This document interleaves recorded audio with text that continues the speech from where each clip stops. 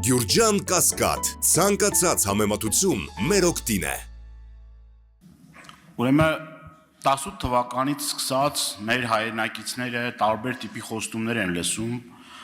եւ այդ խոստումները, որ տրվում են ամեն անգամ Ես բնականաբար ձեր ոճով չեմ արձագանքի այստեղ հնչած հայտարարություններին, կանխատեսելի եք, պարոն Փաշինյան, այն բանակցային արդյունքից հետո, որ ունեցել եք, բնականաբար այսպիսի վարքագիծ պիտի դրսևորվեր ԱԺ-ում, ես ուղղակի մի քանի արձանագրումներ անեմ, նախ այդ հակագիտական պնդումներին շարժումը ավարտելու մասին, գիտեք, հերիք է մեր ժողովրդին,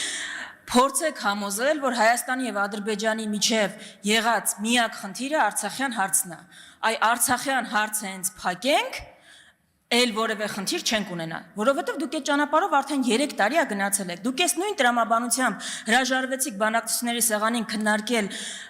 փախստականների վերադարձի հարցը, իբր թե դրանով արգելափակում եք, որ Ադրբեջանը այդ հարցը չքննարկի, հիմա դուք չեք քննարկում Արցախայերի վերադարձի հարցը, Ադրբեջանը շարունակում է առաջ տանել ադրբեջանցիների բնակեցման հարցը Հայաստանում։ Հիմա ժողովուրդը ամեն տարի գնալով մեծացող շարժումով գալիս է ձեզ ասում է հեռացեք։ Եթե ձեր համար որևէ թիվ կա, որ դրանից հետո է ժողովուրդ, այդ թիվը ասեք մենք շատ արագ դա կկազմակերպենք։ Գնալով մեծացող թվով, ձևով, շարժումով։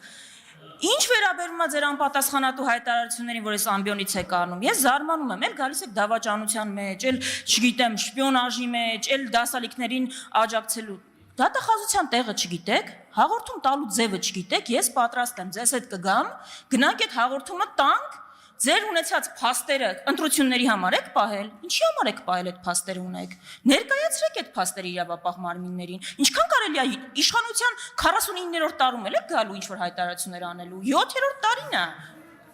եւ վերջում, ես ուղղակի ուզում եմ, որ մեր հանրությունը իսկապես պատկերացում կազմի, դուք ոնց եք բանակցել, ես հրապարակում եմ 2022-ի ընդդիմության չէ, ձեր հրապարակած կետերը, որով դուք ասել եք, որ գնալու եք այդ կետերով բանակցել։ Տիկին Քլոյան։ 6 կետ եք հրապարակել։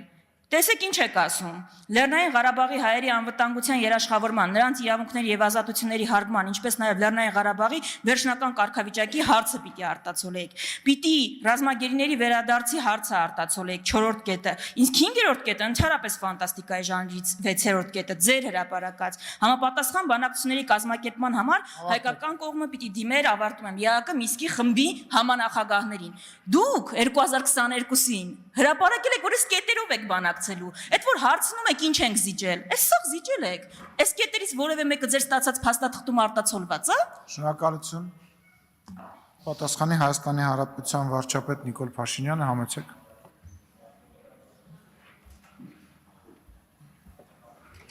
Շնորհակալ եմ Տիկին Վարդանյան հարցի համար, բայց ստիպված եմ նորից կրկնել, որ շատ կարևոր է, որ երբ որ մի բանի մասին խոսում ենք, փորձենք համոզվել, որ հասկանում ենք, թե ինչի մասին ենք խոսում։ Մասնավորապես ԵԱԿ Մինսկի խմբի համանախագահության վերաբերյալ ԵԱԿ Մինսկի, երբ որ ես այդ հայտարարությունը արել եմ, այդ ժամանակ ԵԱԿ Մինսկի խմբի համանախագահությունը դեռ հույս ունեինք, որ համանախագահող երկրները որևէ ձևով իրար հետ գոնե կշփվեն։ Այդ հայտարարությունից հետո ԵԱԿ Մինսկի խմբի համանախագահող երկրները իրանք գործառույթը հրաժարվել են կատարել։ Երկրորդը, այդ հայտարարության պահին Լեռնային Ղարաբաղում, Լեռնային Ղարաբաղի հայերը եղել են Լեռնային Ղարաբաղում։ Այդ դուք եք, որ ինձ 2023 թվականին դուք անձամբ նկատի չունեմ, ձեր քաղաքական ուժերը ներկայացնող անձինք եւ շրջանակներ եւ ոչ միայն դուք, որ ինձ մեղադրում եք նրա համար, որ ես թույլ չեմ տալիս, որ Լեռնային Ղարաբաղից մարդիկ դուրս գան եւ հեռանան։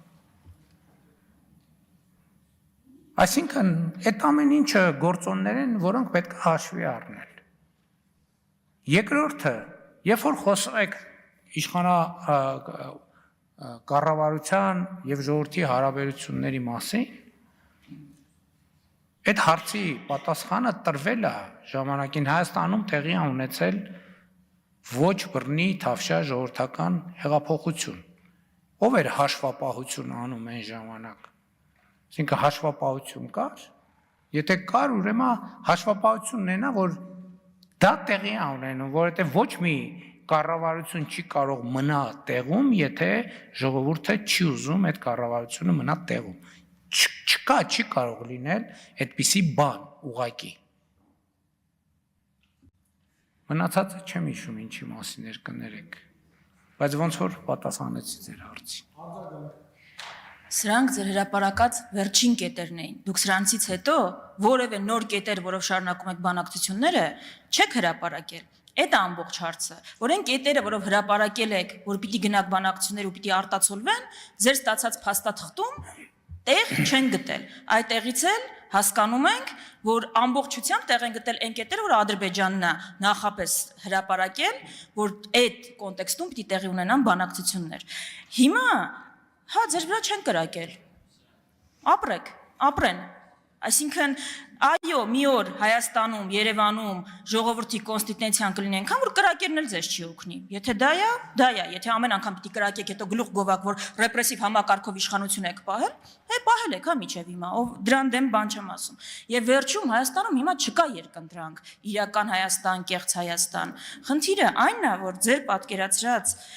իրական Հայաստանը Ադրբեջանի պատկերացրած արևմտյան Ադրբեջանն է։ Այդ է մեր խնդիրը։ Հայաստանում կա երկընտրանք եղածը պահելու ամեն գնով եւ ամեն ինչ կորցնելու միջև։ Դուք ամեն ինչ կորցնելու ճանապարհն եք ցույց տալիս։ Այլ ընտրանքը եղածը պահելու, այնա ինչ որ մենք ենք առաջարկում։